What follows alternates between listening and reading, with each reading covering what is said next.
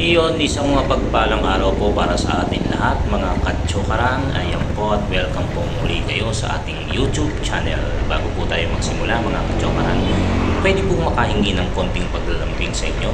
Pwede po ba akong humiling na paki-like, share at subscribe na po sa ating mga YouTube channel. Lalo na po yung hindi pa po nakaka-subscribe dyan, baka naman. Yan po.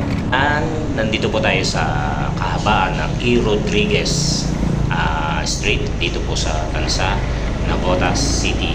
Ayan po, binabaybay po natin yung kahabaan ng E. Rodriguez kung saan nakikita nyo may mga banderitas dahil ang piyesta po rito ay malapit na, at bilang paghahanda, yan po naglagay po sila ng mga banderitas sa kahabaan po niya ng iskinitang yan.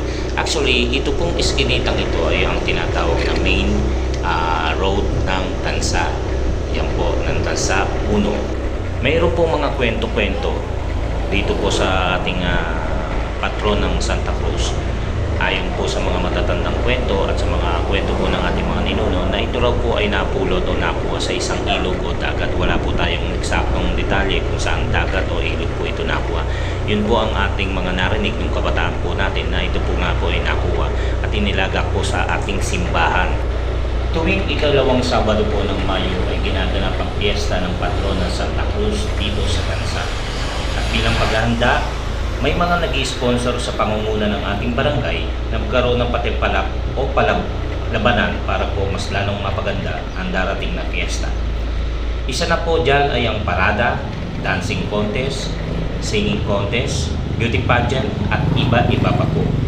May mga grupo o samahan dito sa Tansa, Navotas, na nag-oorganisa ng mga nasabing events, at isa na po ay ang labanan at pagandahan ng arko o ang entrada sa eskinita. At yan po ang ating dadayuhin at ipapakita sa video na ito. At kagaya nga po ng nasabi ko, malapit na po ang piyesta rito sa Tansa, Navotas City. Actually, marami pong piyesta rito sa Tansa. Hindi lamang po isa, kasi po mayroong mga chapel na itinayo po rito. At syempre po, gusto rin po nilang magkaroon ng piyesta. Pero po itong piyesta dito na tuwing ikalawang Sabado ng Mayo ay ang tinatawag nilang malaking piyesta o ang piyesta ng patron ng Santa Cruz. Ang tema po para sa pagandahan ng arko sa eskinita ay 80s, 90s. Yan po yung mga kabataan o yung mga gamit na at mga kasangkapan ng 80s and 90s, mga kasuotan, ganyan.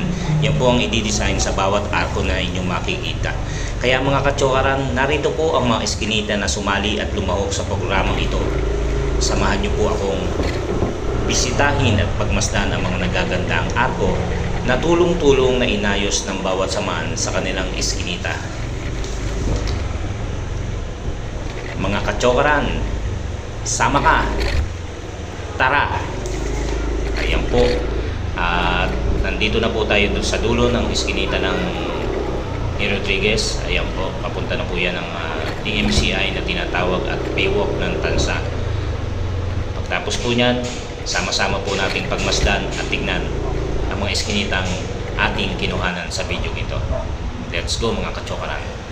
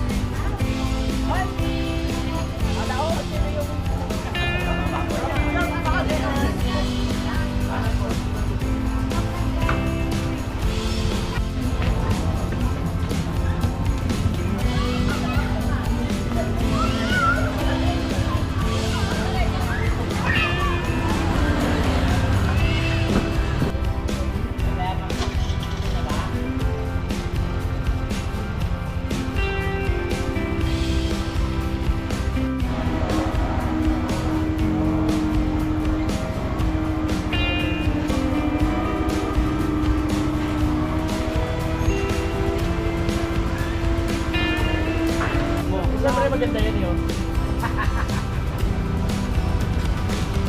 Titignan ka.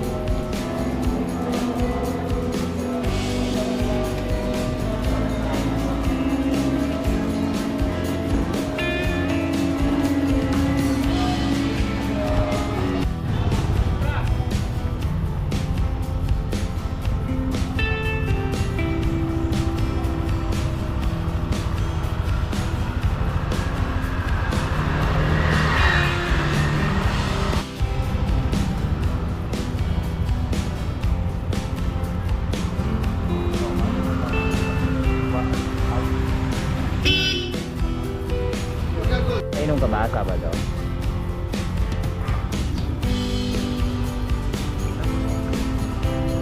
Biyernes na bukas.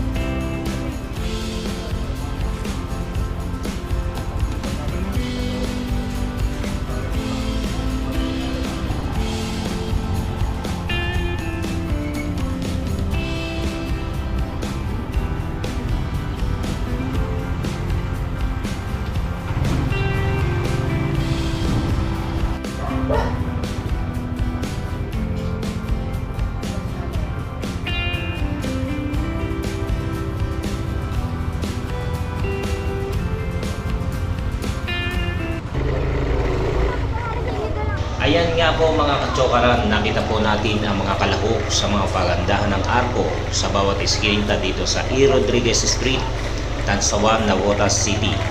Ang iba po ay hindi nakasali dahil sa mga kanya-kanyang kadahilanan. Pero may mga iba pa rin na hindi pinalampas ang pagkakataon na ayusin, gayakan at pagandahin ang kanilang iskinita. So ayan mga katsokaran, maraming salamat po sa inyo at nakatuto kayo at nakarating kayo hanggang sa dulo ng ating video. Shoutout po sa ating mga walang sawang sumusuporta at nakasubaybay sa ating mga vlogs. Ayan, Sword Farm, Team Katsokaran, Team Kapanalig. Yan, maraming salamat po sa inyo lahat at naway nasa mabuti tayong kalagayan habang nanonood ng video ko. Ayun naman po at maraming salamat po muli. Hanggang sa muli po nating pagsasama-sama at naway lagi po kayo nandyan at sumusuporta po sa akin. God bless po at mahal na mahal po kayo. Hanggang sa muli po, sama ka, tara, happy fiesta, tansa, mabuhay!